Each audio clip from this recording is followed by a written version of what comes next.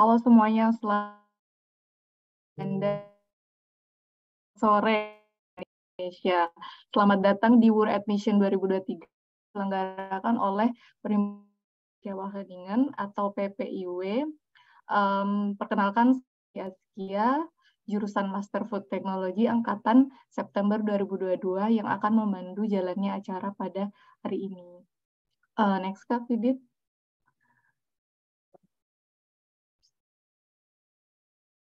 Jadi ini overview rangkaian yang akan kita laksanakan hari ini, mulai dari pembukaan, beberapa presentasi, tanya jawab, sharing session antar peserta dan representasi beberapa chair group, dan penutup.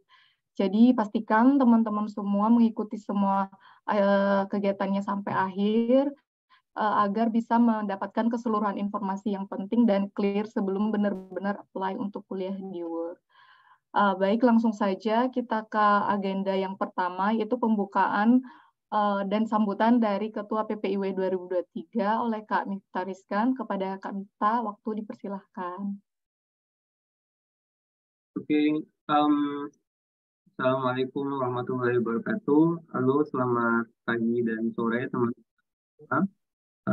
Pertama-tama saya ingin mengucapkan terima kasih hadir dan waktunya untuk mengikuti kegiatan pada hari ini. Juga saya ingin mengucapkan banyak terima kasih kepada seluruh rekan-rekan PPIW yang telah berusaha maksimal untuk menyelenggarakan World Admission pada hari ini. Baiklah, mungkin untuk membuka, saya asumsikan bahwa teman-teman semua yang hadir untuk mengikuti kegiatan World Admission ini pasti setidaknya punya sedikit minat ya untuk melanjutkan karir akademiknya atau studinya di Wageningen University and Research. Dan teman-teman saya yakin nggak salah, karena untuk informasi teman-teman aja, misalnya UR itu merupakan universitas yang secara overall merupakan universitas yang bagus dan bertaraf internasional ya, dengan ranking universitas secara overall berdasarkan QS World University Ranking itu berada di peringkat 124. Nah, kemudian jika dilihat dari by subjeknya, di bidang agricultural dan forestry, Wageningen berada di peringkat pertama untuk rentang waktu yang cukup panjang. Kemudian per tahun ini naik ke peringkat 2 untuk bidang environmental science. Jadi untuk kedua subjek ini, UR merupakan universitas yang concern lah ya di bidang ini dan pakar di bidang ini.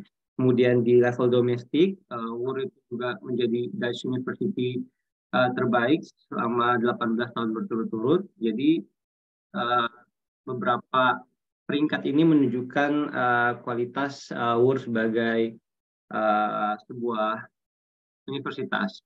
Nah, tetapi terlepas dari berbagai kelebihan tersebut, kita pasti tahu study abroad can be challenging, bisa menjadi menantang bagi beberapa orang karena beberapa faktor seperti perbedaan budaya, bahasa, cuaca, kultur kerja, sistem pendidikan, dan lain sebagainya. Sebagai contoh, misalnya di UR ini at least ada 100 program studi yang mungkin bisa teman-teman pilih, dan antara satu program studi dan program studi lainnya ini tidak hitam dan putih ya, bisa jadi antara satu program studi dan program studi lainnya itu ada irisan antar program studi, sehingga hal ini berpotensi memberikan sedikit kebingungan bagi teman-teman.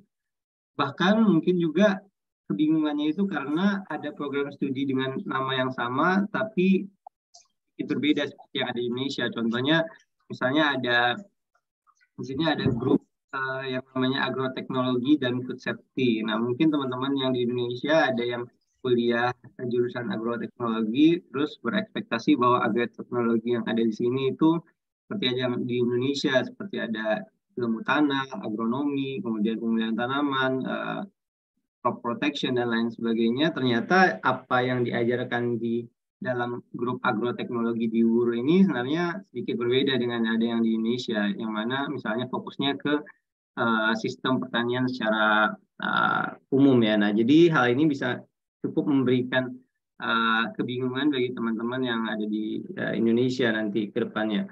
Nah, kemudian setelah menentukan jurusan nanti akan ada tahapan selanjutnya seperti tata cara pendaftaran, pencarian beasiswa, mungkin nanti ke depannya kedatangan dan lain sebagainya. Oleh karenanya, kami rasa dengan adanya kegiatan World Admission ini, kami mencoba membantu untuk mengurangi potensi tantangan yang akan teman-teman hadapi dengan cara kami telah merangkum beberapa informasi yang sekiranya krusial dan penting dan dapat memberikan gambaran awal bagi teman-teman untuk memulai atau melanjutkan proses untuk mendaftar ya di WUR, misalnya berminat di WUR atau masih melanjutkan proses untuk melanjutkan studi jauh. Oke.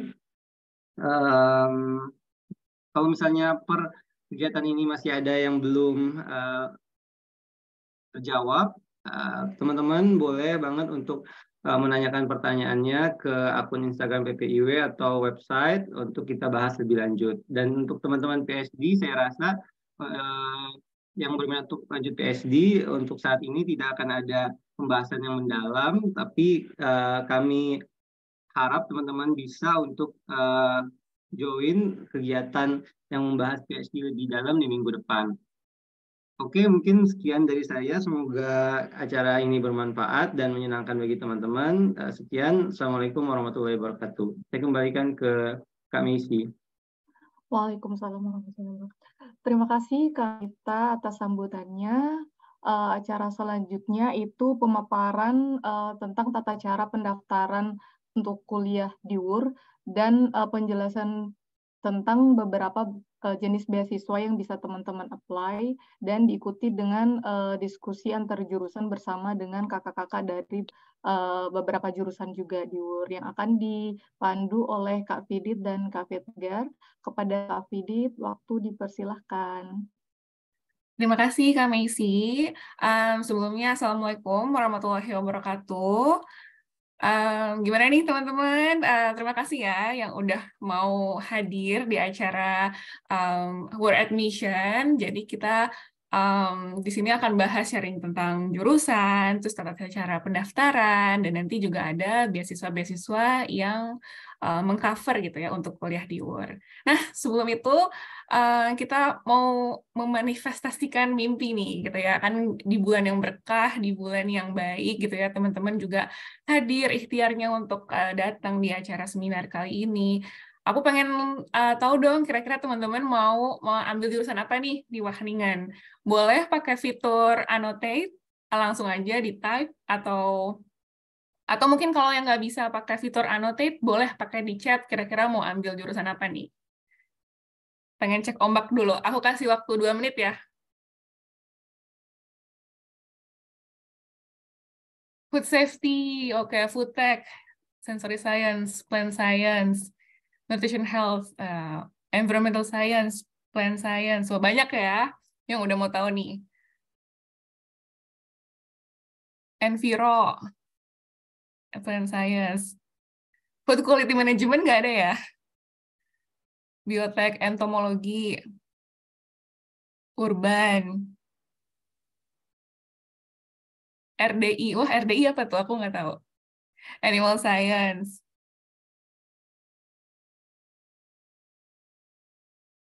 Aquaculture and marine. Oke. Plant science, crop protection, phytopathology. Wah, keren banget namanya. Food quality management. Wah, sama nih. Aku juga jurusan food quality management. Biosystem engineering.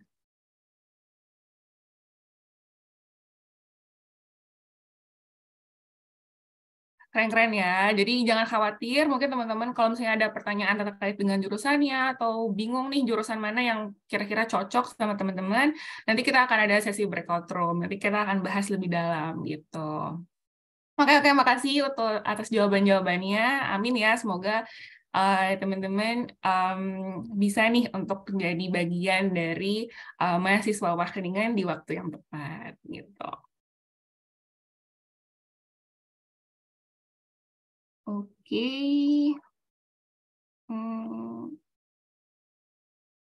Lebih. Ya, fitur annotate-nya dimatiin dulu.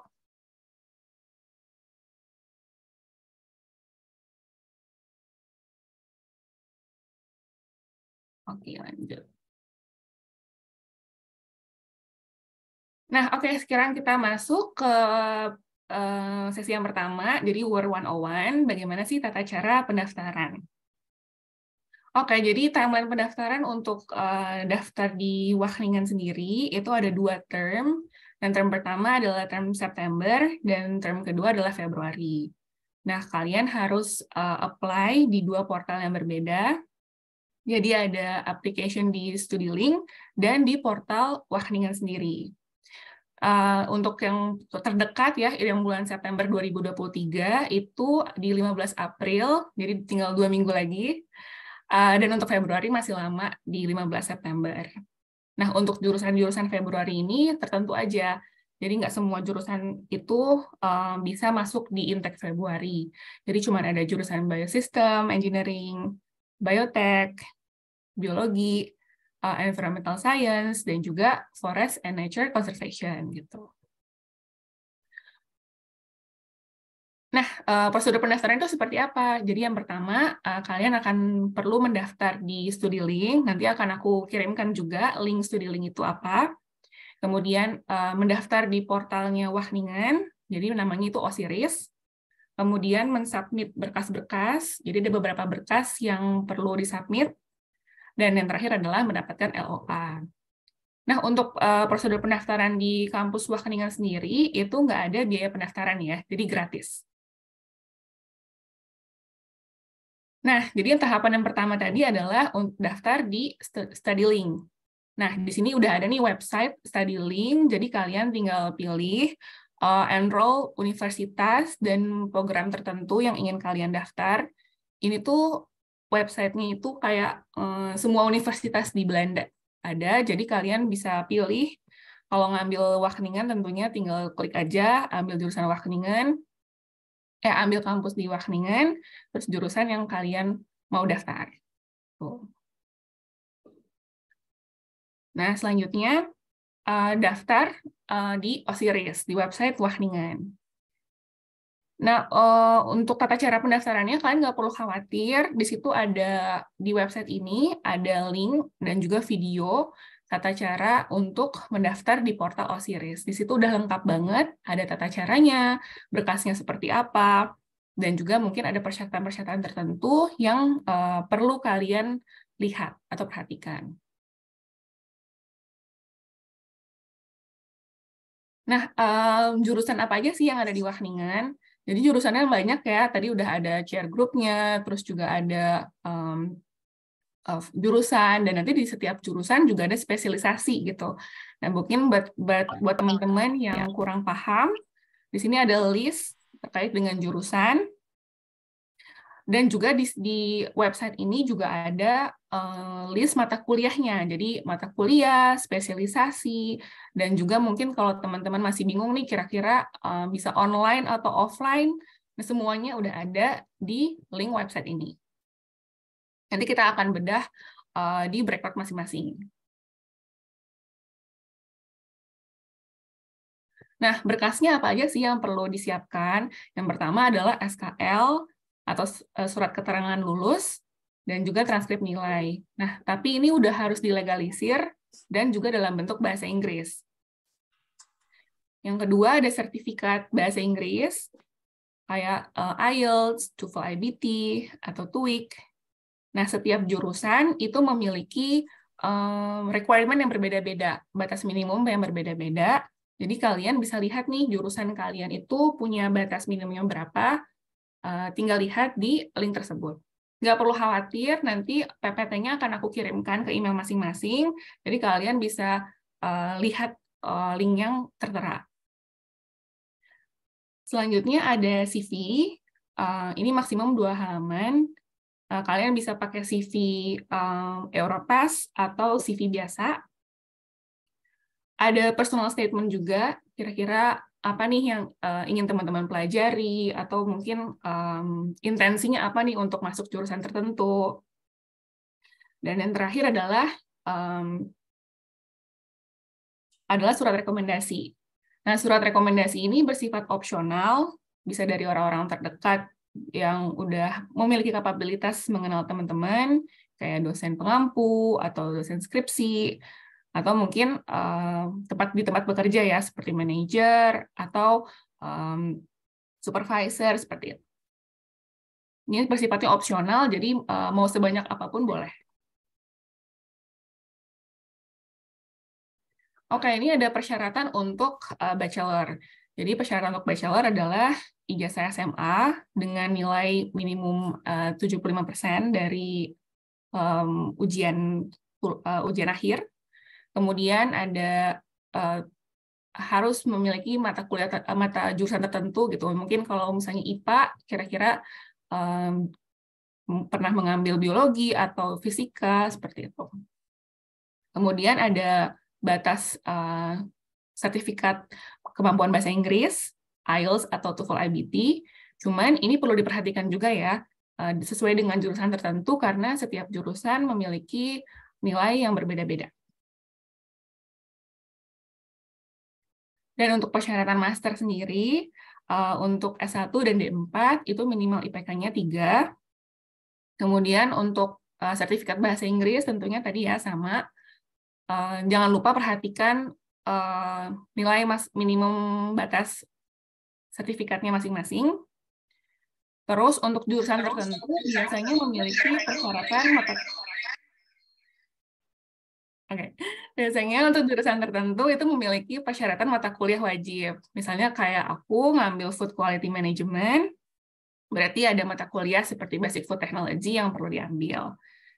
Dan juga kalau misalnya jauh banget nih dari background atau mau ngambil lintas jurusan, itu teman-teman harus mengambil pre-master. Tapi ini biasanya perlu diskusikan sama kampus ya, sama Wageningen sendiri.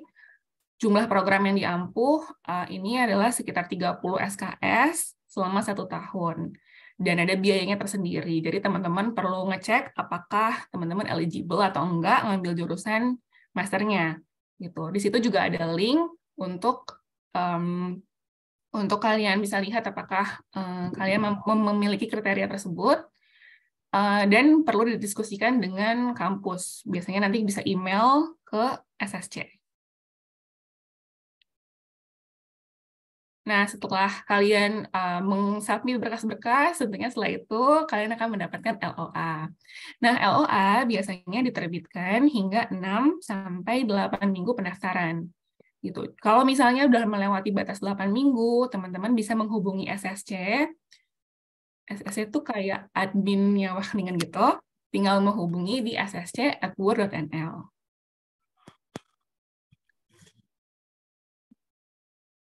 Nah, kalau misalnya udah fix nih untuk mau ambil Wageningen, kalian perlu mendaftar ulang.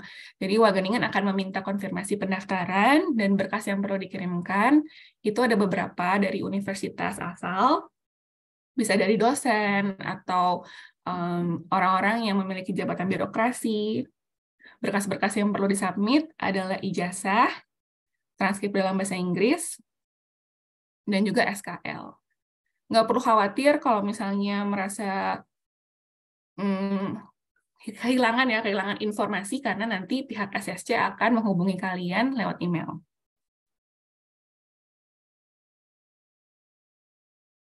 Nah, setelah enroll, biasanya nanti akan ada konsultasi study dengan study advisor. Biasanya akan ada diskusi terkait dengan pengambilan mata kuliah, atau kita bilangnya tuh RKRS ya, atau diskusi study lainnya.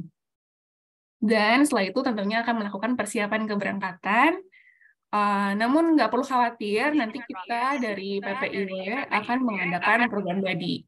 Jadi nanti teman-teman akan di-guide ya dengan kakak-kakak tingkat yang udah ngambil jurusan duluan.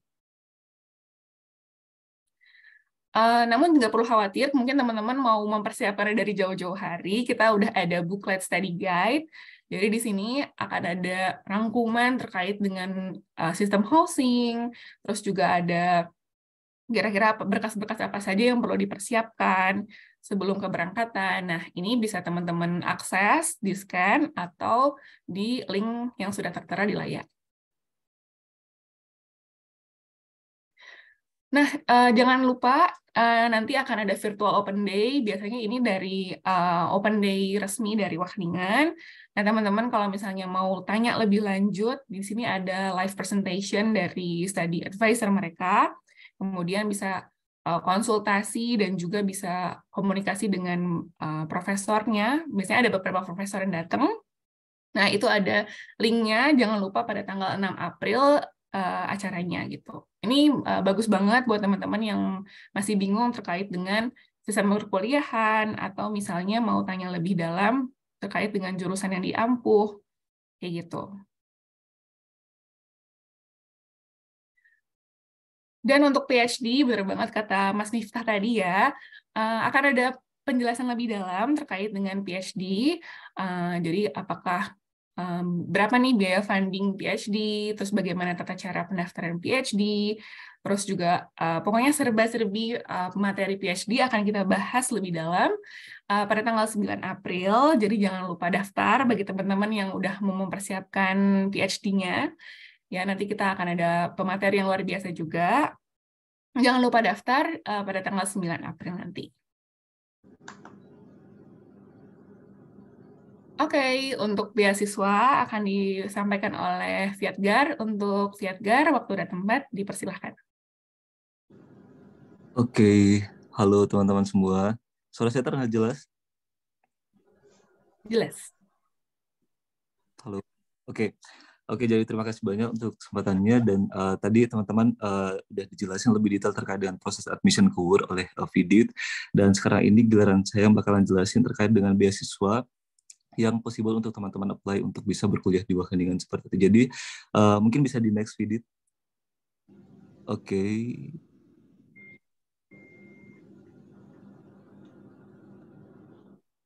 Oke.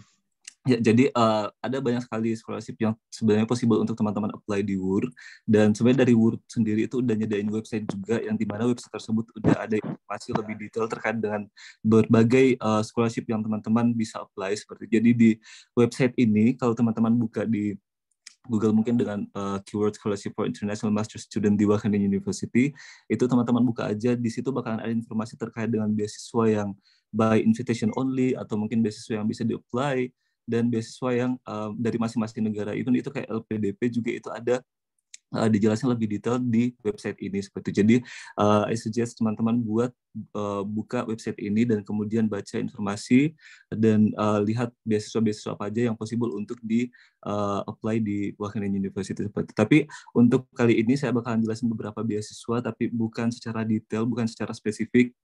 Karena kalau mau dijelasin secara lebih detail itu bakal ngambil waktu berjam-jam, bahkan mungkin berhari-hari seperti itu. Even kayak misalnya untuk bahas satu program di LPDP aja, kayak misalnya program reguler itu bakal ngambil waktu yang lama gitu. Jadi saya bakalan jelasin in general buat teman-teman. Jadi setelah mungkin saya jelasin gambaran terkait beasiswa in general, teman-teman sisa buka guideline-nya, mungkin buka informasi-informasi di YouTube atau mungkin di blog dan sebagainya seperti. Jadi kali ini saya akan jelasin in general seperti itu. Mungkin bisa di next video.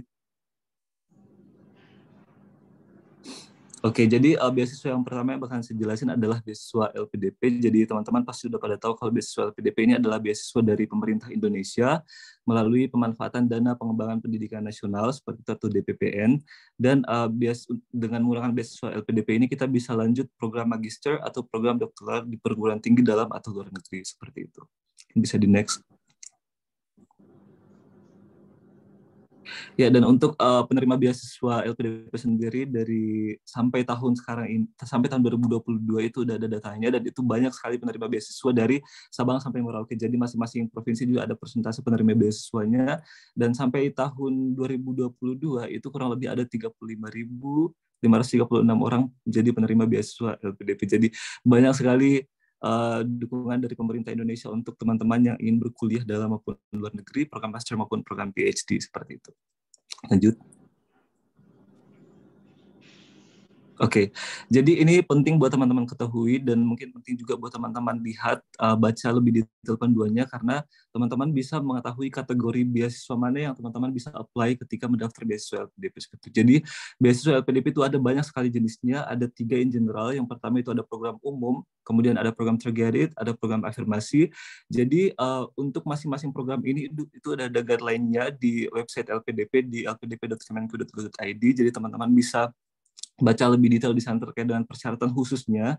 Seperti itu untuk program umum sendiri itu pertama ada beasiswa reguler. Jadi beasiswa ini bisa di-apply untuk teman-teman yang sudah memenuhi persyaratan umum dan beberapa persyaratan khusus untuk beasiswa reguler seperti mungkin IELTS, kemudian persyaratan yang lain seperti itu. Kemudian ada beasiswa perguruan tinggi utama dunia atau PTUD. Jadi beasiswa ini khusus untuk beberapa perguruan tinggi yang masuk dalam list LPDP yang dinyatakan sebagai PTUD seperti contohnya kayak Harvard, Oxford, Stanford, dan beberapa kampus Ivy League yang lain seperti Cornell dan lain-lain. Hanya saja untuk Wageningen itu belum masuk PTUD, mungkin suatu waktu seperti PTUD seperti itu. Kemudian ada beasiswa parsial.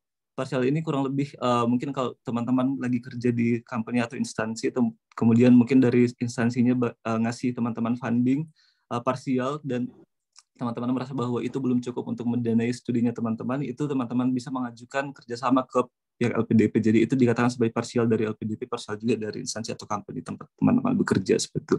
Kemudian ada program targeted. Jadi ini program targeted ini ada beasiswa PNS, TNI, Polri.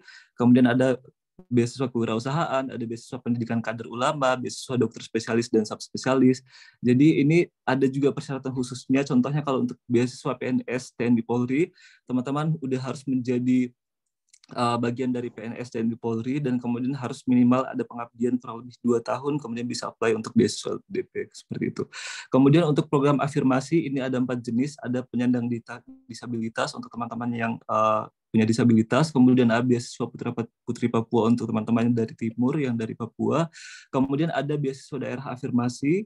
Ini ada kalau untuk beasiswa daerah afirmasi ini dari tahun ke tahun itu dari pembukaan LPDP ke pembukaan selanjutnya itu ada kalanya ada perbedaan kategori untuk daerah afirmasi. Contohnya kalau di Sulawesi Selatan, itu dulu mungkin tahun 2018 2019 daerah Jeneponto itu masih masuk atau dikategorikan sebagai daerah afirmasi.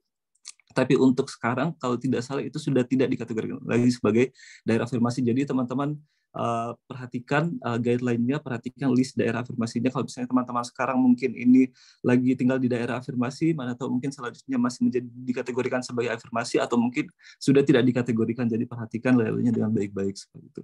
Kemudian ada beasiswa prasejahtera. Beasiswa prasejahtera ini untuk teman-teman yang punya kartu bantuan sosial atau kartu, ada 4 jenis kartu kurang lebih seperti itu. Jadi untuk beasiswa prasejahtera ini sudah berbeda dengan tahun sebelum-sebelumnya. Kalau sebelumnya teman-teman masih bisa apply dengan via bidik misi seperti itu atau KIP kuliah, sekarang sudah tidak bisa. Jadi teman-teman bisa mendaftar dengan kartu bantuan sosial dan beberapa jenis kartu yang lain seperti itu. Oke, jadi untuk lebih detail, saya tidak jelasin lebih detail, jadi ini in general teman-teman, jadi silakan buka guideline-nya LPDP, di sana akan ada informasi tentang skema beasiswa, persyaratan khusus, funding, dan semuanya lebih detail seperti itu. Jadi teman-teman silakan buka di lpdp.kemenku.go.id. Mungkin bisa sebelumnya, Vidit,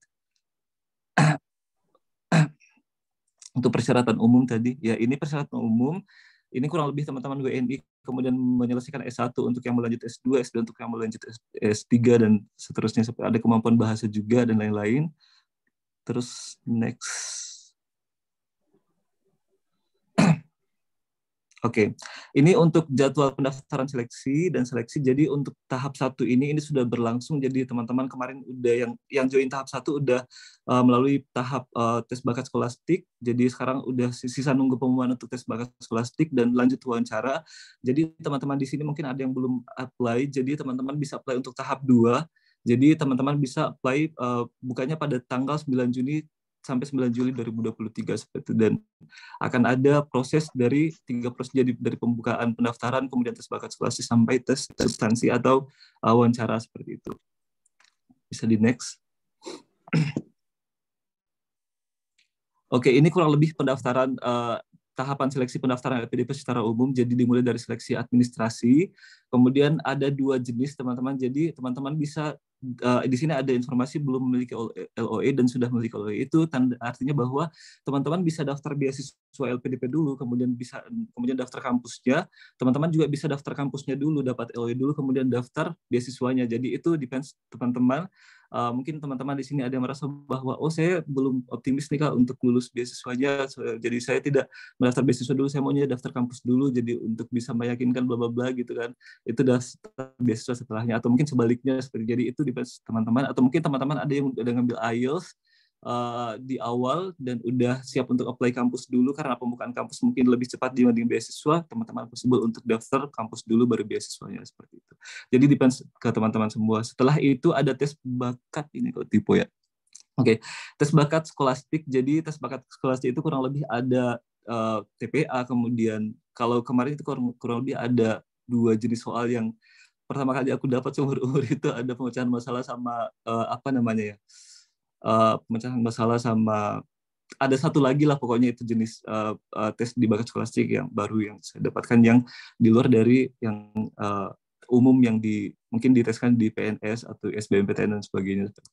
Setelah itu seleksi substansi itu wawancara. Jadi setelah wawancara teman-teman akan ada pengumuman untuk menetapkan apakah teman-teman lulus atau tidak jadi penerima beasiswa LPDP. Jadi kurang lebih seperti tahapan beasiswa LPDP-nya, seperti itu. Bisa di next. Oke, jadi hanya itu yang saya jelaskan tentang beasiswa LPDP, teman-teman. Jadi saya suggest teman-teman buat buka website LPDP di lpdp.kemenko.go.id. Teman-teman bisa baca panduan untuk tahun ini karena sudah ada, dan teman-teman bisa lihat apakah persyaratan masing-masing untuk kategori sudah terpenuhi atau seperti apa. Jadi ada lengkap sekali, bahkan kayak misalnya teman-teman buka YouTube LPDP juga, di sana bakal ada informasi terkait dengan terkait dengan informasi masing-masing program. Contohnya reguler itu ada informasinya secara lebih detail kalau teman-teman yang butuh yang interaktif. Kemudian teman-teman silahkan join berbagai webinar, seminar LPDP, baca vlog, nonton vlog atau baca blog dan semuanya seperti itu untuk mendapatkan sumber lebih detail terkait dengan pendaftaran LPDP seperti itu. Mungkin beasiswa selanjutnya. Oke, jadi beasiswa selanjutnya itu ada beasiswa pendidikan Indonesia atau BPI yang teman-teman bisa apply. Jadi ini juga dari Pemerintah Indonesia, dari Kementerian Kemendikbudristek, dan ini juga menggunakan dana dari LPDP atau Lembaga Pengelola Dana Pendidikan dari Kementerian Keuangan, seperti itu. Bisa di next. Oke, jadi kurang lebih ini sebenarnya hampir sama dengan LPDP sebenarnya, cuman ada mungkin beberapa perbedaan sedikit seperti itu. Jadi untuk DPI itu teman-teman bisa apply untuk lanjut S1 atau D4, tapi saya nggak bakalan jelasin itu. Kemudian teman-teman bisa ada untuk yang lanjut S2 dan untuk yang lanjut S3 juga ada beberapa kategorinya. Jadi contohnya kalau misalnya di S2 di sini, untuk yang pertama itu ada pendidikan PTA, perguruan tinggi akademik. Jadi it's possible teman-teman buat apply perguruan tinggi dalam negeri, luar negeri, kemudian apply juga untuk single degree, joint degree, dan double degree. Karena kalau di LPDP nggak bisa double degree, nggak bisa joint degree. Jadi untuk BP ini teman-teman bisa untuk dengan menggunakan skema ini seperti itu. Jadi it's possible. Untuk yang S3 juga possible juga buat ini, buat dalam negeri, luar negeri, single degree, joint atau double degree seperti itu. Di next. Oke, ini kurang lebih persyaratan umumnya. Jadi kurang lebih sama juga dengan LPDP, tapi bedanya itu adalah kalau di sini teman-teman udah harus keterima di kampus tujuannya. Jadi teman-teman udah harus punya LOA untuk bisa daftar ke BPI-nya. Jadi ya kurang lebih seperti itu, karena kalau di LPDP juga ada, tapi kalau di LPDP kan dia kan bisa daftar beasiswanya dulu kemudian kampus kan. Tapi kalau untuk BPI itu pure teman-teman harus sudah dapat LOE dari kampus, unconditional bukan kondisional. Jadi setelah itu teman-teman bisa daftar BPI seperti itu. Kurang lebih seperti itu teman-teman. Bisa di next. Ini untuk jadwal pendaftaran seleksinya, ini aku screenshot dari informasi tahun lalu, jadi ini belum ada rilis untuk yang terbaru, tapi kemungkinan bakalan buka sih, karena kalau kita lihat di tanggal ini itu ada pendaftarannya mulai 11 April ya. Ini kan kalau tahun sekarang kan belum 11 April, mungkin soon bakalan kebuka teman-teman. Jadi silakan dipantau terus untuk untuk website dari Beasiswa Pendidikan Indonesia seperti itu. Mungkin bisa di next. Ya, ini mekanisme pendaftarannya kurang lebih sama juga dengan LPDP. Teman-teman bisa buka di websitenya beasiswa.kemendikbud.go.id, dan untuk mekanismenya itu dari seleksi administrasi. Tapi kalau untuk BP ini hanya ada 2, seleksi administrasi dan wawancara. Kalau LPDP tadi ada seleksi administrasi, kemudian tes bakat skolastik, dan wawancara seperti itu. Tapi kalau di LPDP juga sebenarnya kayak itu juga maksudnya tidak ada keharusan juga untuk join tes bakat skolastik kalau teman-teman udah mendaftar jalur LOA seperti itu. Jadi kurang lebih sama lah tahapannya seperti itu dengan beasiswa LPDP. Oke, bisa lanjut. Oke, ini untuk websitenya. Jadi teman-teman silahkan kunjungi websitenya dan baca persyaratannya, download panduannya secara lebih detail, karena persyaratan khususnya juga berbeda dan lebih detail. Jadi teman-teman, saya sarankan untuk membaca panduan dan membaca persyaratannya seperti itu di website ini. Lanjut. Oke, untuk beasiswa selanjutnya ada Orange Tulip Scholarship. Jadi ini dari NESO, Netherlands Education Support Offices. Jadi ini juga untuk lanjut S2 di Wageningen University seperti itu. Mungkin bisa di next.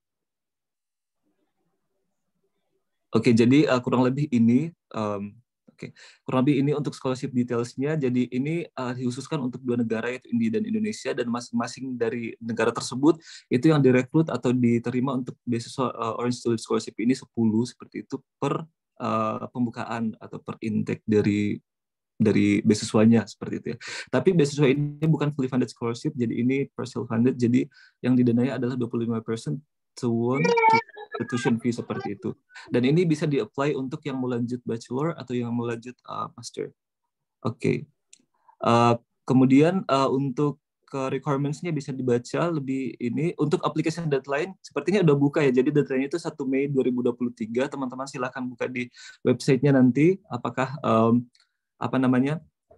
udah buka atau seperti apa, tapi persiapan untuk dokumen dan semuanya itu ada di websitenya. Jadi silakan untuk bahkan di sini ada Play OTS khusus untuk Indonesia. Jadi klik yang di bagian bawah ini ada OTS Indonesia seperti itu. Mungkin bisa di next.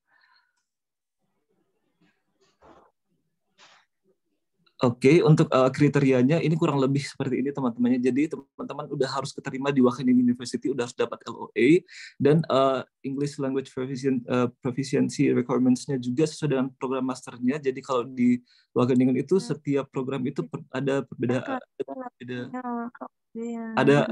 persyaratan untuk English language-nya berbeda seperti itu. Jadi tergantung dari masing-masing jurusan. Jadi teman-teman perhatikan dengan baik untuk persyaratan bahasa Inggris ini. Kemudian kalau yang persyaratan 3, Indonesia sudah termasuk dalam NESO countries, kemudian nationality, dan kemudian mulai tahun depan, jadi paling cepat intake-nya sepertinya bulan Februari tahun 2024 sepertinya seperti itu.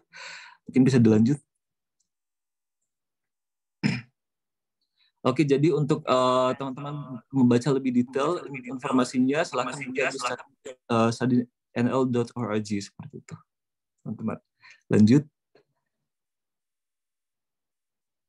Oke, ini beasiswa selanjutnya ada beasiswa Erasmus Mundus Joint Master. Jadi ini dari Higher Education Institution atau HEI seperti itu, dan teman-teman bisa menggunakan ini beasiswa ini untuk lanjut program master di beberapa kampus seperti itu, sesuai dengan project yang bakalan di-provide sama Erasmus Mundus. Seperti nanti akan saya jelasin contoh projectnya seperti itu. Mungkin bisa di next.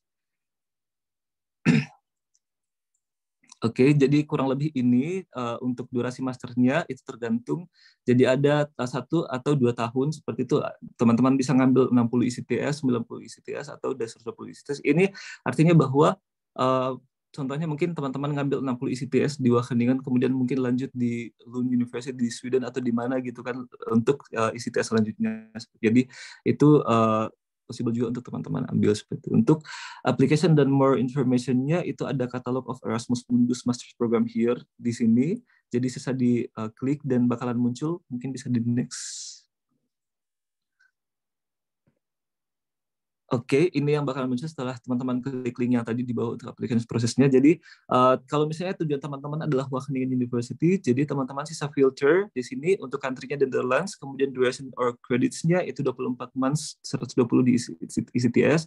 Kemudian university-nya adalah Wageningen University, jadi di sini akan ada informasi terkait dengan project yang terbuka untuk lanjut kuliah di Wageningen University. Dan ini itu project untuk tahun kemarin, kalau nggak salah, itu 2, tapi untuk pembukaan selanjutnya mungkin soon teman-teman, jadi tetap perhatikan websitenya seperti itu. Jadi di sini ada 2 project, contohnya kayak International Master Science, kemudian ada European Master in Animal Breeding. Contohnya kalau aku buka yang European Master in Animal Breeding and Genetics here, mungkin bisa di next, itu bakalan diarahkan ke ya ke sini nih. Jadi di sini ada informasi lebih detail terkait dengan status, start date-nya, kemudian ini, dan yang paling penting adalah buka website. Di bawah ada website emabj.eu seperti itu. Mungkin bisa di next, itu aku udah screen juga.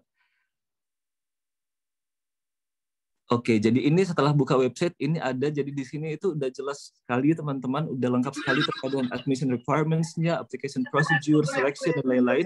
Dan untuk aplikasi yang ini, program khusus yang ini itu bakalan buka di autumn 2023. Jadi mungkin soon bakalan segera buka teman-teman seperti. Jadi silakan untuk pantau terus website dari Erasmus, website dari masing-masing project-nya, website dari ya pokoknya terkait dengan admission requirements, application procedure, selection dan lain-lain itu lengkap sekali seperti itu. Next.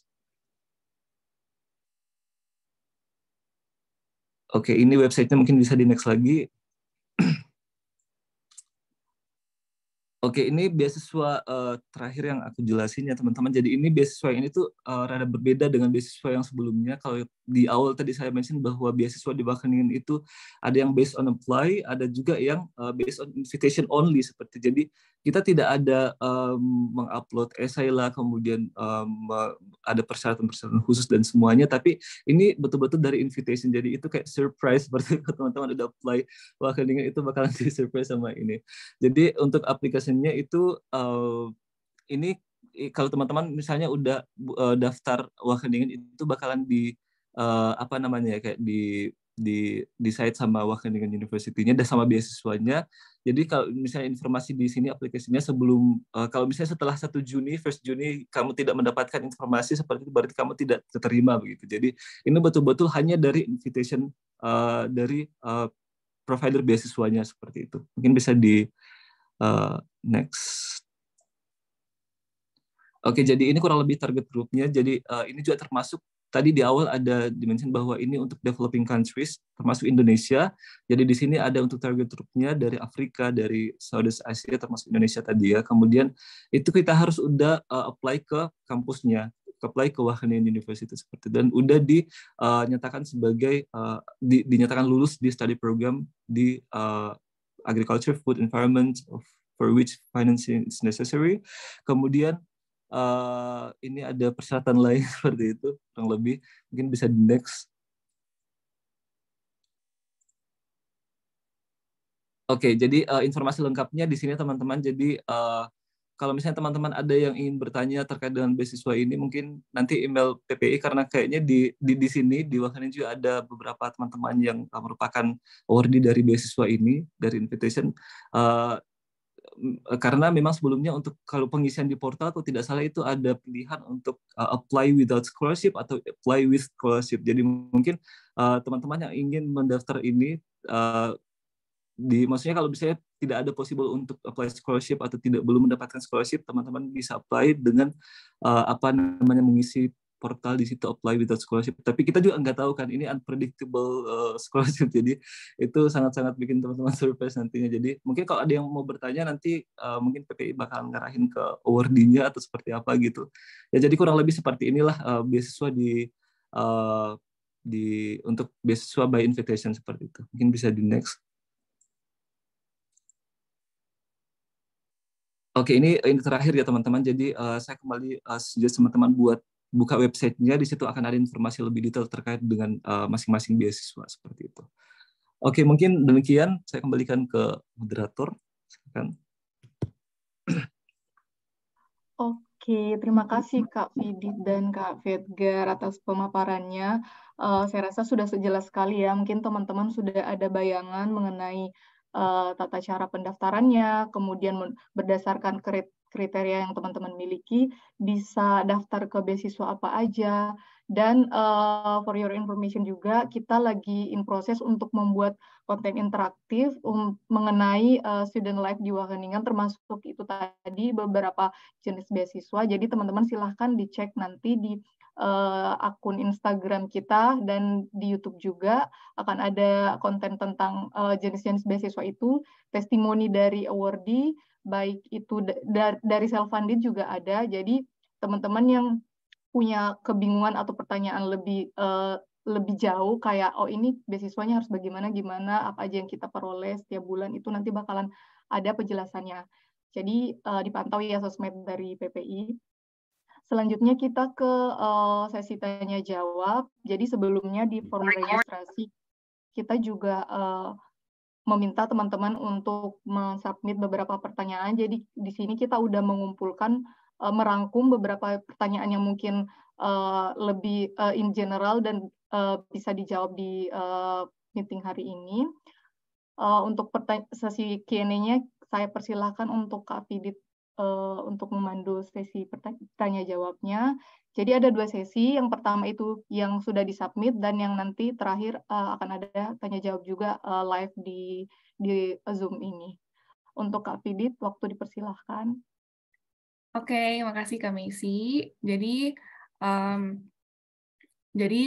ini adalah pertanyaan-pertanyaan yang masuk di link pendaftaran. Nah, yang pertanyaan pertama adalah bagaimana sistem perkuliahan di Wageningen. Jadi di Wageningen sendiri itu ada kita menempuh studi selama 2 tahun dengan jumlah ECTS-nya adalah 120, di mana 60 course, 36 tesis, dan 24 internship. Nah, jadi per tahun pertama kita harus ngambil mata kuliah, tahun kedua kita akan ngambil tesis dan internship. Nah, untuk tahun pertama di sini ada list ya.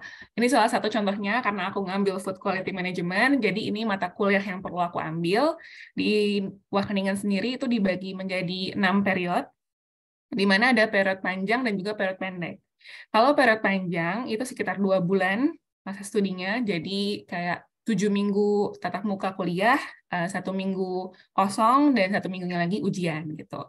Sementara kalau period pendek itu hanya 4 minggu, jadi 3 minggu tatap muka kuliah, dan minggu terakhirnya kita ada ujian gitu. Jadi misalnya kayak period pertama, period kedua itu panjang, jadi kita ngambil 2 matkul, ada matkul di pagi hari dan di siang hari. Sementara kalau 3 dan 4 itu period pendek, jadi kita cuma bisa ngambil 1 mata kuliah. Dan nanti di period 5 dan 6 itu period panjang, jadi 2 bulan. Gitu. Terus ada juga mata kuliah yang wajib, mata kuliah elektif yang bisa diambil di jurusan lain. Kalau misalnya yang wajib dan juga yang wajib biasanya warna biru, terus yang hijau itu optional, dan yang kuning itu kalau nggak salah perlu diambil. Tapi kalian bisa mengkomunikasikan semua ini bersama dengan studi advisor kalian, karena nanti kita akan dapat ya studi advisor masing-masing jurusan.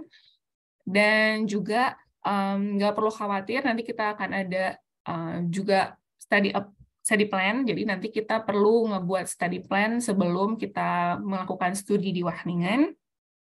Dan sistem belajarnya ada lecture, jadi tatap muka dengan dosen, terus juga ada praktikum, biasanya untuk teman-teman yang ngambil food safety atau food technology, ada yang kerja di lab, terus juga ada tutorial, biasanya ini bisa sama nanti dipandu gitu, biasanya sama dosen, atau misalnya kita untuk jurusan-jurusan social science bakal ada group work kayak gitu. Oke, terus pertanyaan selanjutnya yang masuk. Berapa rincian keperluan biaya kuliah dan hidup di Wageningen? Jadi kalau biaya kuliah sendiri untuk master itu sekitar 19.600, tentunya bukan rupiah, tapi adalah euro. Jadi nanti teman-teman bisa lihat di website Wageningen, di situ ada penjelasannya, dan karena kita termasuk ke non-EU, jadi harga kita memang jauh lebih mahal dibandingkan dengan produk lokal gitu. Lalu untuk biaya hidup ini Tergantung ya, tergantung kebutuhan teman-teman sih sebenarnya. Tapi untuk biaya kasaran, housing sekitar 390 sampai 600, terus juga bahan pokok 150 sampai 200, transportasi, internet dengan kisaran mungkin sekitar 900 totalnya. Nah, terus juga kalau misalnya teman-teman mau funding sendiri, biasanya adalah ada ketentuan living cost dari Wageningen, jadi sekitar 950 euro per bulannya. Lalu ada pertanyaan yang muncul, apakah memungkinkan untuk bekerja part-time di Belanda? Jawabannya bisa, tapi dengan visa student, kita cuma punya batas part-time sekitar 16 jam per minggu, jadi nggak boleh melebihi itu. Dan untuk LPDP sendiri, mungkin bagi teman-teman yang aware di LPDP, itu juga kalau bisa tidak disarankan untuk mengambil part-time, karena mungkin akan mengganggu kuliahnya ya. Gitu. Oke, pertanyaan selanjutnya adalah, apakah perlu surat rekomendasi? Berapa jumlah yang ideal? Iya perlu, bisa disarankan teman-teman nge-submit ya, surat rekomendasi, karena untuk menunjukkan kapabilitas teman-teman. Mungkin idealnya 1 atau 2 surat rekomendasi itu cukup, tapi mungkin aku juga pernah dengar kakak tingkat sebelumnya ada yang 5 gitu ya, ada yang 4, 5 gitu, jadi tergantung, nggak ada batasan sih sebenarnya untuk teman-teman. Jika belum mendapatkan ijazah, apakah boleh menggunakan SKL? Jawabannya boleh. Tapi harus diperhatikan bahwa itu sudah dilegalisir oleh universitas dan juga kalau bisa bilingual gitu, jadi 2 bahasa atau bahasa Inggris. Pertanyaan selanjutnya, seberapa penting komponen prestasi akademik atau non-akademik? Tentunya komponen ini penting karena untuk mendukung aplikasi teman-teman dalam pembuatan motivation letter atau mungkin juga dari ketentuan Wageningen sendiri, misalnya kayak IPK, karena kita ada limit IPK ya, tadi 3, terus juga IELTS, nah juga perlu nih ada minimum requirement untuk IELTS, dan tadi terkait dengan jurusan, dia memiliki spesifikasi mata kuliah apa saja yang pernah kita ampuh di pendidikan S1 kita. Jadi penting sekali. Apakah bisa mengajukan penundaan pembayaran hingga pengumuman beasiswa? Nah ini ya, biasanya ini case yang datang ketika teman-teman udah diterima di Wageningen, tapi belum mendapatkan beasiswa atau sedang menunggu pengumuman beasiswa. Kalau yang satu ini sifatnya per cases ya, jadi tergantung. Kayak waktu aku tahun lalu itu juga karena aku September 2022 biasanya mepet nih pengumuman beasiswanya gitu. Sementara dari pihak kampus sudah ada deadline untuk konfirmasi pendaftaran gitu. Jadi biasanya untuk kasus seperti ini dari pihak beasiswa membantu untuk menghubungkan dengan SSC atau dengan kampus sehingga dapat diperpanjang deadline untuk pembayarannya. Cuman ini tergantung cases lagi, jadi perlu adanya komunikasi 2 pihak antara beasiswa dan juga SSC. Oke, lanjut pertanyaan selanjutnya adalah, apakah perlu mengirimkan letter of guarantee atau LOG ke Wageningen? Mungkin ini teman-teman yang mengambil beasiswa LPDP ya. Jawabannya adalah tidak perlu, karena nanti hanya membutuhkan LOA. Jadi Wageningen hanya membutuhkan LOA pada saat konfirmasi pembayaran dan juga nanti akan dibantu dengan pihak beasiswa. Apakah bisa mendapatkan LOA di bulan April untuk intake Februari 2024? Bisa, tentu saja pastikan enrollment di study link-nya itu adalah untuk intake Februari. Karena tadi ya kita ada 2 termin, ada termin Februari dan termin September, jadi pastikan LOA yang tertera itu sesuai dengan apa yang kita daftarkan.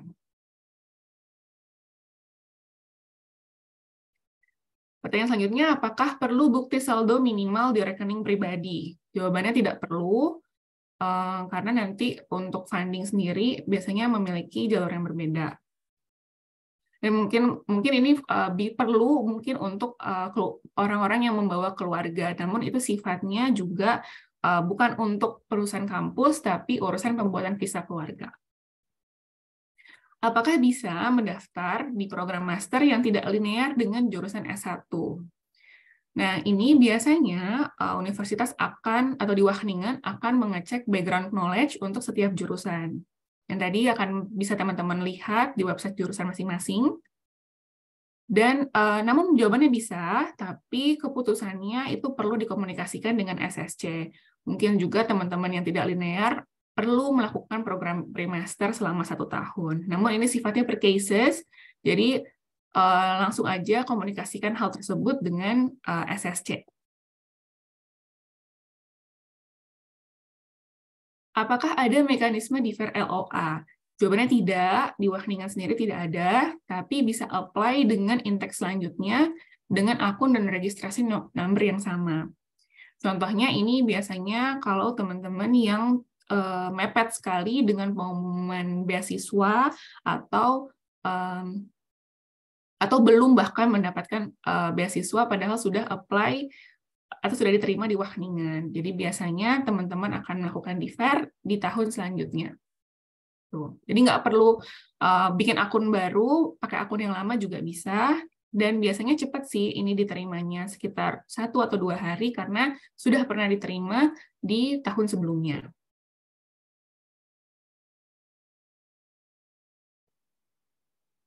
Apakah, nah ini ada Q&A tentang funding, apakah memungkinkan untuk studi lanjut tanpa beasiswa? Tentu saja bisa ya, bisa. Nah, untuk penjelasan lebih panjang terkait dengan funding dan beasiswanya itu akan dijelaskan di YouTube PPIW, jadi ditunggu dan juga jangan lupa subscribe. Iya. Dan pertanyaan selanjutnya adalah bagaimana funding untuk membawa keluarga saat studi master? Kalau untuk master, itu belum ada beasiswa atau skema funding yang menyediakan tunjangan keluarga. Jadi biasanya hanya menggunakan uang pribadi. Gitu. Tapi jangan khawatir, di sini banyak juga awardee-awardee yang membawa pasangan atau keluarganya. Nanti mungkin ada grup keluarga juga, jadi kalau misalnya teman-teman udah fix berangkat, nggak perlu khawatir, nanti akan ada bisa diskusi dan juga sharing session sama orang-orang yang membawa keluarganya ke Wageningen. Oke, kita akan masuk ke Q&A live sekarang. Jadi teman-teman yang mau bertanya, silahkan menggunakan fitur raise hand atau juga bisa pakai fitur chat. Monggo, ada yang mau bertanya?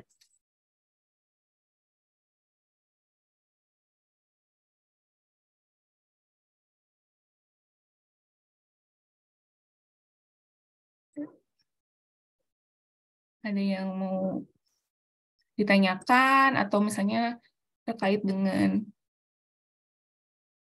Oke, ada pertanyaan masuk dari Fajar Nugroho.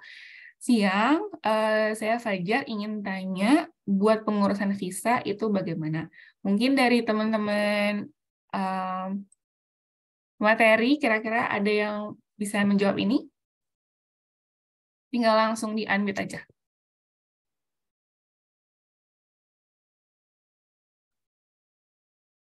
Terkait dengan visa. Baik, saya izin menjawab, boleh Kak? Boleh lanjut. Jadi kalau kepengurusan visa nanti kayaknya itu akan dibantu oleh WUR setelah teman-teman dinyatakan diterima di WUR. Jadi beberapa minggu atau bahkan beberapa hari setelah mendapatkan LOA dari pihak SSC akan email teman-teman tentang requirement-nya apa saja yang perlu di berkas apa saja yang perlu dikirimkan. Nanti mereka juga yang bakalan bantu untuk apply ke IND kalau nggak salah namanya. Jadi teman-teman beruntung sekali kalau misalnya bisa keterima di WUR karena segala proses aplikasi visa itu benar-benar dibantu diuruskan oleh WUR dan gratis seperti itu. Nanti mungkin kalau sudah keterima nanti kan kita bakalan ada program juga. Jadi untuk mendampingi juga teman-teman mungkin lebih ke tanya jawab aja, bisa juga nanti ditanyakan di DM Instagram PPIW kalau udah keterima, jadi bisa dapat informasi yang lebih update seperti itu. Semoga menjawab ya, Kak.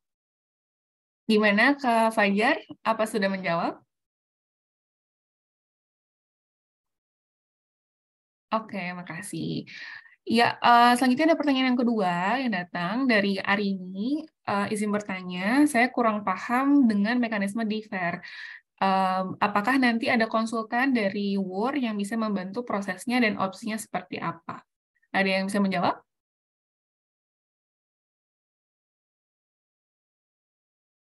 Atau aku, oh ya. Untuk Diver sendiri, tidak ada konsultan dari WUR, tapi kalian bisa menghubungi SSC. SSC itu kayak admin kampus tadi ya. Nanti ada emailnya, nanti akan aku berikan. Kalian bisa berkomunikasi. Kira-kira kalau kalian tidak bisa mengambil kuliah di tahun itu, misalnya di September, kalian tidak bisa. Kalian bisa Diver atau bisa apply ulang di tahun selanjutnya. Misalnya mau ambil Februari nih, itu kalian bisa tinggal membuka lagi OSIRIS kalian, akun OSIRIS kalian, terus apply lagi jurusannya, terus tinggal submit. Biasanya berkas-berkasnya juga boleh sama dengan berkas yang sudah di-upload sebelumnya gitu. Dan prosesnya lebih cepat karena kalian sudah pernah diterima di tahun sebelumnya. Begitu. Apakah menjawab hari ini?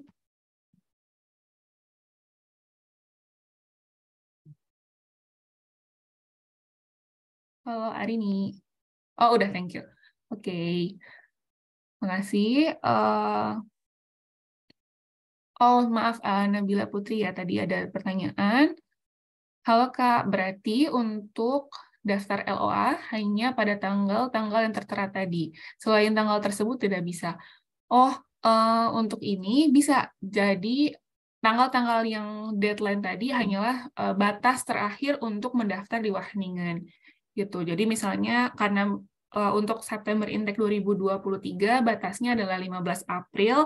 Jadi teman-teman bisa daftar dari hari ini sampai 15 April. Gitu.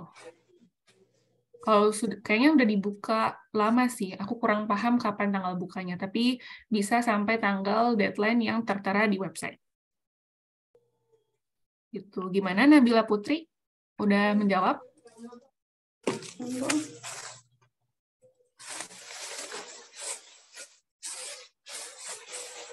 Oke, udah ya. Pertanyaan selanjutnya.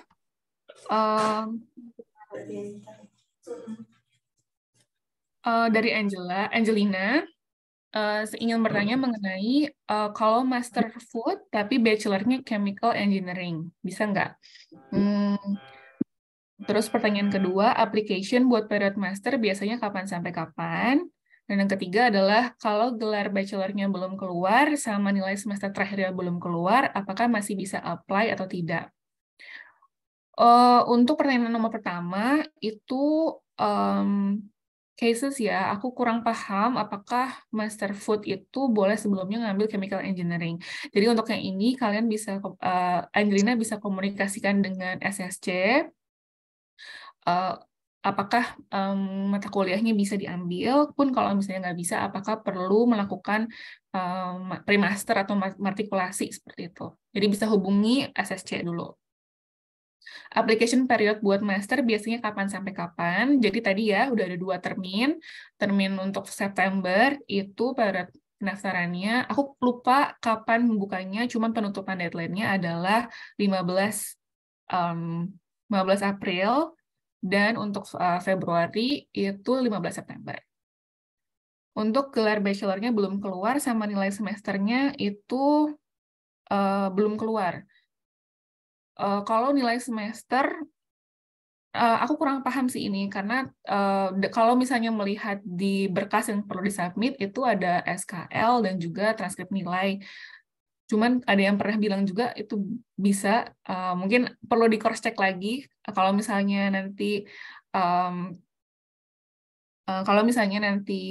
dari pihak SSC-nya memperbolehkan, mungkin bisa, tapi aku kurang paham untuk kasus yang nomor 3. Elisa, tadi ada raise hand ya, boleh mau bantu jawab? Oh ya, mungkin aku mau bantu jawab tadi pertanyaan yang terkait kalau misalnya mau masuk food tapi dari jurusan chemical engineering kalau nggak salah ya. Jadi aku juga sebenarnya anak food tapi bukan dari jurusan food, nggak ada background sama sekali. Jadi ini mungkin bantu jawab juga terkait cross major.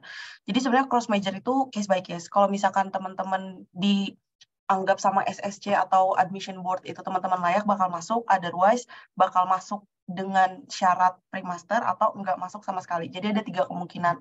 Tapi kalau untuk food sendiri, aku belum cari website-nya di mana, tapi there is a website yang setiap spesialisasinya itu ada warnanya. Jadi kayak kalau misalkan aku jurusan food safety, misalnya food safety itu warna hijau, misalkan list jurusan-jurusan apa aja yang boleh masuk. Salah satunya food tech udah pasti bisa masuk food safety. Terus ada juga jurusan yang warnanya tuh orange, yang mana orange itu ada kayak bioteknologi, mikrobiologi, nah itu termasuk jurusanku. Jadi kemungkinan bisa masuk, tapi tergantung kapabilitasnya seperti apa. Mungkin dilihatnya dari transkrip atau motivation letter. Sama nanti ada list jurusan yang warnanya itu merah, yang mana itu tuh nggak bisa masuk sama sekali. Misalkan jurusan law, misalkan jurusan hukum, jadi nggak bisa masuk. Jadi mungkin bisa nanti dicek lagi di websitenya, atau nanti aku kalau udah nemu websitenya, aku bisa kirim ke Kak Vidit sekalian di PPT di attach gitu. Tapi istilahnya ada 3 kemungkinan gitu sih. Thank you, Kak. Oke, gimana Angelina? Apa sudah menjawab?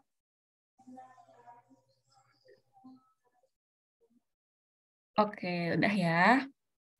Pertanyaan selanjutnya dari Putri. Halo Kak, biasanya berapa lama untuk proses mendapatkan LOA? Jadi proses pendapatan LOA itu sekitar 6-8 minggu, tapi itu juga tergantung ya per cases. Kalau dari aku sendiri, alhamdulillah 26 jam setelah aku submit itu keluar LOA-nya. Tapi mungkin kalau misalnya teman-teman yang udah melebihi 8 minggu, itu perlu menghubungi SSC lagi karena untuk mengklarifikasi apakah teman-teman ini tidak diterima atau ada syarat-syarat tertentu yang perlu dilakukan gitu. Jadi biasanya hubungi aja SSC-nya kalau sudah melebihi 8 minggu gitu. Oke, pertanyaan selanjutnya adalah dari Kelvin. Selamat siang, nama saya Kelvin. Izin ingin bertanya mengenai pemilihan tempat tinggal untuk student. Apakah akan ada arahan dari universitas atau PPI atau kita harus cari sendiri via website pencari tempat tinggal? Makasih Kelvin atas pertanyaannya. Jadi untuk housing student sendiri nanti kamu bisa lihat di booklet study guide, nanti kita akan kirimkan linknya. Di situ ada tata cara pendaftaran housing dan juga maklar-maklar apa saja yang ada di Wageningen. Dan juga ntar ada website-nya sendiri, tempat mencari tempat tinggal, namanya room.nl. Tapi jangan khawatir, tata caranya ada di booklet. Nanti aku kirimkan link bookletnya. Gimana, Kelvin? Apakah menjawab? Oh, juga nanti dari PPIW akan publish YouTube terkait dengan housing-housing yang menjadi star building atau tempat favoritnya di housing student di Wageningen gitu. Terkait dengan harga, tempatnya seperti apa, terus juga detail-detail yang sebagainya juga akan ada di situ. Begitu ya, Kelvin ya. Pertanyaan selanjutnya dari Anggi. Mau bertanya, untuk di WUR, jika nilai IELTS belum memenuhi, apakah bisa mendapatkan LOA kondisional? Nah, untuk NOA kondisional itu tidak ada di Wageningen, jadi kalian harus memenuhi persyaratan minimum yang diberikan oleh Wageningen. Jadi tidak ada LOA kondisional, jadi perlu IELTS-nya itu sesuai. Pertanyaan dari Sofia. Izin bertanya mengenai LOA. Apakah ada hal-hal spesifik yang menjadi pertimbangan Wageningen untuk memberikan LOA ini seperti nilai atau prestasi tertentu yang memudahkan mendapatkan LOA? Terima kasih atas jawabannya, Sofia. Jadi untuk asesmen pertimbangan untuk mendapatkan LOA tidak diberikan oleh pihak Wageningen sendiri. Jadi kita tidak tahu apa parameternya seperti itu ya. Cuman mungkin bisa dilihat dari motivation letter dan juga dari CV yang kita berikan seperti itu.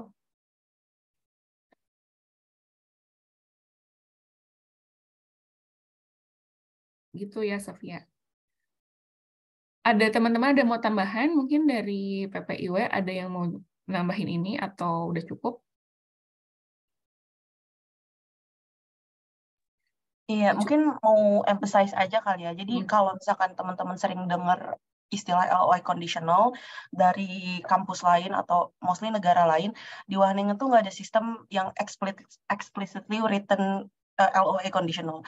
Mungkin LOA conditional di sini tuh lebih refer kayak diterima tapi harus ngikut pre-master dulu. Tapi itu pun sebenarnya nggak bisa secara gamblang dan secara langsung dibilang LOA conditional karena diterima tapi harus ikut pre-master. Kalau nggak ikut pre-master, yang mana kalau di LPDP itu beasiswanya nggak termasuk, nggak dibiayai gitu ya, biaya sendiri gitu. Dan nggak termasuk LOA unconditional atau conditional juga di LPDP gitu. Jadi itu mungkin perlu yang agak beda dari istilah LOA conditional antara WUR sama bandingannya kasus-kasus lain gitu. Ya gitu, dari Elisa terima kasih. Pertanyaan selanjutnya. Pertanyaan selanjutnya dari Jericho. Halo Kak, saya Jericho, izin bertanya. Saya pernah mendengar ada program beasiswa yang bukan dari institusi atau sebuah badan, tetapi melalui rekomendasi dari lecturer. Di UR sendiri, apakah bisa untuk beasiswa seperti itu? Ada yang bisa menjawab terkait dengan ini? Oke. Mungkin aku boleh minta jawab ya Kak, bisa bantu jawab. Tapi nanti kalau teman-teman public service atau yang hadir di sini tahu juga boleh.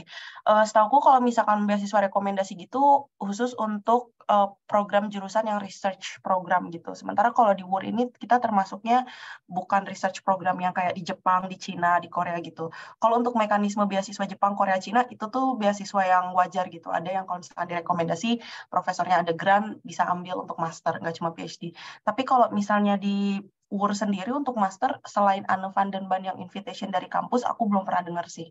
Itu mungkin skema yang umum di Asia. Kalau teman-teman gimana tuh kelihatannya? Oke. Kecuali untuk PhD employee itu beda mekanisme, itu nanti kita ngobrolnya di PhD acaranya. Kalau untuk master, aku belum pernah dengar. Oke, makasih atas jawabannya. Pertanyaan selanjutnya dari Akbar Kurniawan. Halo Kak, thank you untuk sharingnya. Ya, makasih juga. Saya Akbar mau tanya berapa biaya yang kira-kira harus dipersiapkan sebelum keberangkatan berdasarkan pengalaman pribadi in case sudah diterima di Wageningen, termasuk biaya implisit atau tidak di-cover oleh pihak beasiswa. Kalau misalnya beasiswa, aku bantu jawab ya, mungkin nanti teman-teman yang lain mau bantu tambahin. Kalau untuk biaya keberangkatan biasanya sudah di-cover dengan beasiswa seperti penerbangan, terus juga visa juga udah kan, udah gratis.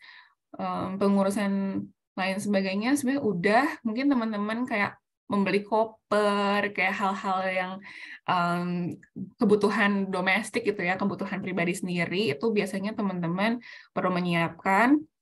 Tapi itu juga tergantung cases per orang gitu. Mungkin aku nggak tahu sih ini harga jumlahnya berapa. Kira-kira dari teman-teman ada yang mau bantu jawab ini? Karena ini board banget ya, tergantung personal belonging sendiri gitu. Aku bantu jawab boleh. Boleh. Pengalamanku mungkin 5 juta ya. Gitu. Apa aja tuh, Kak? Untuk keperluan pribadi segala rupanya ya, misalnya kalau aku ya, ini kalau aku kan misalnya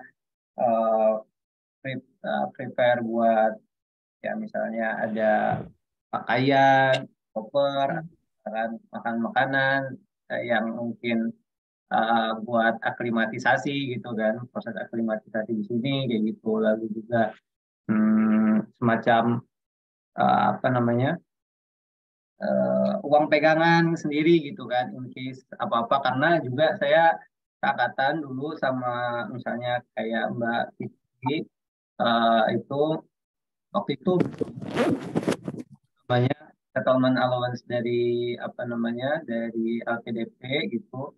Naik atas Bawa pegangan sendiri, nah itu nggak banyak gitu kan, tapi overall itu 5 juta. Tapi kalau misalnya pakai LPDP sih sebenarnya saya rasa overall udah ke cover semua, bahkan untuk kebutuhan pribadi oleh skema pembayaran yang settlement allowance itu ya gitu.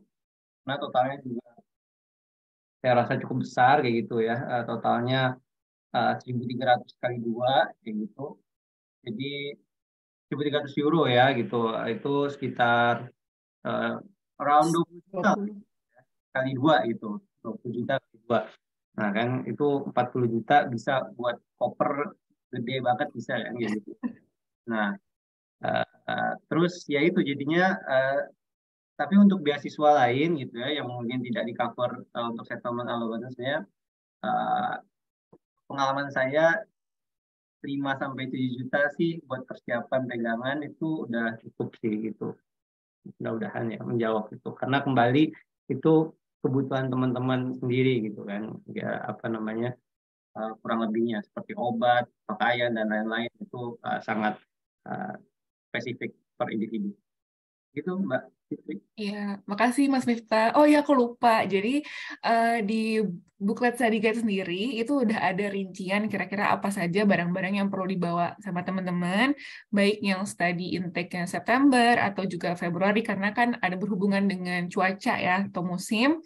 Itu sudah ada lengkap di situ. Jadi mungkin nanti kita akan kirimkan linknya buat teman-teman persiapan apa saja barang bawaan yang perlu diperhatikan di Indonesia gitu. Gitu ya Mas Akbar ya. Oke, lanjut di pertanyaan selanjutnya ada dari Arini. Izin bertanya tentang TOEFL. Karena di website tidak ada tanggal terakhir yang ditentukan. Saya cukup bingung apakah dari proses administrasi ini bisa dikonfirm nilai TOEFL yang sudah diterima. Khawatir bila tidak diterima jika alasannya belum mendapatkan nilai TOEFL-nya.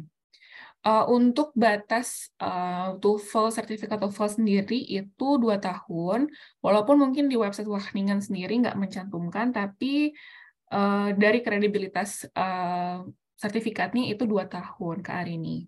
Jadi kalau bisa sebelum kadaluarsa disubmit gitu, dipakai. Kalau udah lewat kayaknya kurang tepat untuk mensubmit sertifikatnya. Oh, Kak, boleh Kak izin Arini? nanya boleh? Boleh lanjut. Ini bukan masa waktu berlaku si TOEFL-nya, Kak. Jadi ibaratnya kan kayak kalau saya ini kasusnya saya barusan ujian TOEFL. Nah, yang saya khawatirkan itu karena di website-nya sendiri saya sudah cari nggak ada tulisan harus ujian TOEFL tanggal sekian supaya hasilnya diterima oleh WUR tanggal sekian. Nah, itu, Kak. Oh, jadi nilai TOEFL-nya belum keluar ya? Iya, sebenarnya kan kalau itu tuh udah bisa keluarnya cepat, tapi aku takut karena mereka kayak nggak specify gitu, Kak. Jadi biasanya harus udah terbit dulu sih, harus udah terbit sertifikatnya karena dari Wageningen sendiri kan biasanya untuk universitas lain untuk LOA conditional itu karena bahasa, jadi mungkin bahasanya kurang, terus tapi berkas lainnya sudah oke, jadi dikeluarkan LOA conditional. Nah kalau di Wageningen sendiri nggak ada LOA conditional, apalagi tentang bahasa. Jadi kalau bisa sih harus udah terbit nilai skor TOEFL-nya gitu, karena itu berkas yang perlu disubmit di OSIRIS nanti atau di website Wageningen gitu. Gitu Arini. Oke Kak, thank you. Ya, sama-sama. Oke, teman-teman, kita udah di waktu Q&A lainnya udah habis, Q&A live-nya. Jangan khawatir, setelah ini akan ada Q&A session untuk breakout room atau misalnya networking session namanya. Jadi nanti kita akan bergabung, kita akan masuk ke room share grup masing-masing. Nah, mungkin teman-teman yang mau ngambil bachelor itu di room 1, di room 2 itu ada agrotechnology and food science group, di grup ketiga adalah animal science group, room keempat adalah environmental science group, grup kelima adalah room kelima ada plant science, room 6 ada social science, dan room yang terakhir adalah PhD. Nah, bagi teman-teman yang masih bingung kira-kira jurusannya ini masuknya room yang mana ya? Nah, itu bisa kalian cek di website ini ya, yang ada tertera di layar. Gitu. Kalau misalnya udah tahu, langsung aja masuk ke room masing-masing. Waktunya 30 menit, nanti kalau misalnya sudah selesai, bisa balik lagi ke room utama. Atau kalau misalnya teman-teman mau pindah-pindah, itu dipersilahkan ya, monggo.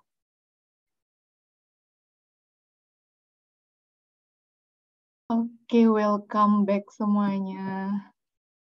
Gimana nih hasil sharing-sharingnya? Kayaknya udah semakin terbakar ya semangatnya, udah siap nih pokoknya habis ini langsung apply ke WUR. 2 minggu lagi ya deadline-nya ya Kak Messi ya, 15 April. Ya, jadi sekarang udah harus benar-benar rajin-rajin untuk pantau juga sih di Osiris. Soalnya kemarin pas periodenya kita, portalnya itu ada yang berubah beberapa kali. Kayak ada yang tiba-tiba LOG disuruh upload, ada yang tidak ada. Jadi harus sering-sering update juga perubahannya di admission-nya. Jadi mungkin ada lagi nggak Kak Fidit? Udah, mungkin sebagai penutup aja sih buat teman-teman. Makasih banyak ya yang udah hadir. Ini ada quotes sedikit ya untuk penyemangat ya. Success is not a final, failure is not also a fatal. It is the courage to continue that counts. Jadi buat teman-teman yang mungkin merasa gagal ya, tadi aku lihat ada yang cerita gitu, dia belum mendapatkan beasiswa di tahun ini. Jadi nggak usah berkecil hati. Semoga teman-teman ikhtiarnya dipermudah dan juga bisa menjadi bagian dari keluarga besar Waganesia di waktu yang tepat gitu. Oke, untuk penutup, monggo Kak Messi. Mungkin kakak-kakak yang lain juga mau ada yang mau kasih motivasi atau inspirasi Kak Elisa nih yang udah banyak banget. Aku mau undang Kak Elisa deh buat ngasih semangat buat teman-teman yang mungkin dari awal udah apply beberapa beasiswa tapi belum keterima. Nah, gimana untuk tetap semangat, tidak menyerah dan sebagainya. Mungkin Kak Elisa bisa sharing pengalamannya sedikit sebelum kita tutup. Aduh, ini dadakan ya, Bun.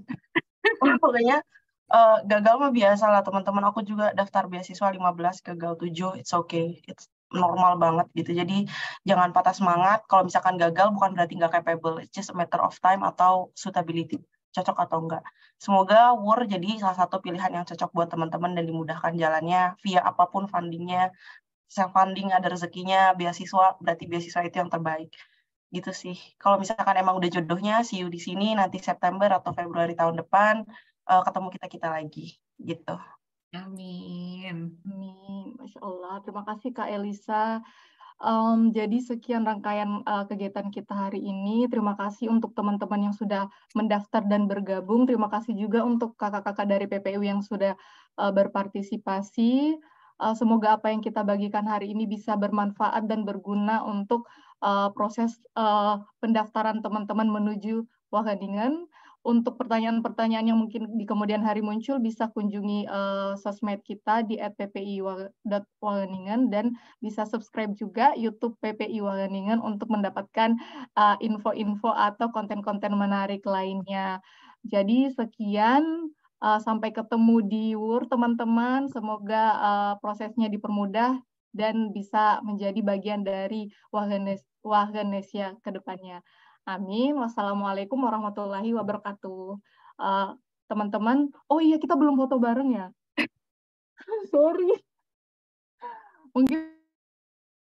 Mungkin teman-teman yang belum live boleh di open kameranya. Kita foto bareng dulu sebelum ditutup.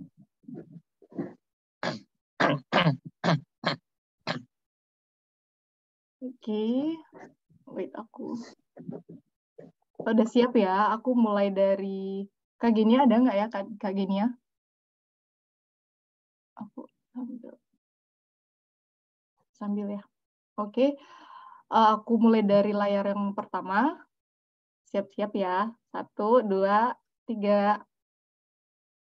Terus layar yang kedua. Aduh, layar kedua sepi banget nih, cuma 2 orang. Tapi nggak apa-apa deh, semuanya kita capture juga. 1, 2, 3. Terus yang terakhir, udah nggak ada. Oke. Terima kasih semuanya. Udah boleh leave ya. Kalau teman-teman yang lain masih ada yang mau stay, juga nggak apa-apa. Terima kasih semuanya. Terima kasih. Dah. Terima kasih. Sampai ketemu. Terima kasih banyak, Kak. Sampai ketemu. Amin. Amin.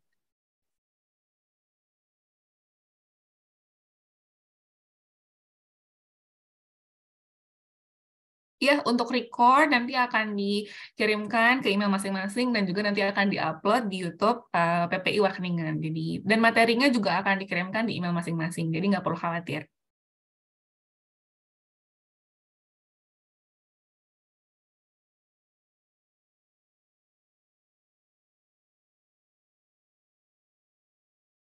Udah berbuka di belum berbuka.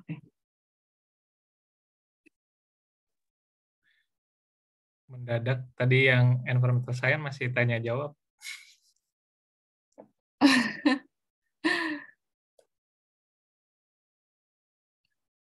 Kurang ya waktunya. Apa? Oke, makasih ya, Jin Liv. Oke, makasih. Udah ini PPIW juga live aja atau gimana? Udah ya? Boleh. Boleh.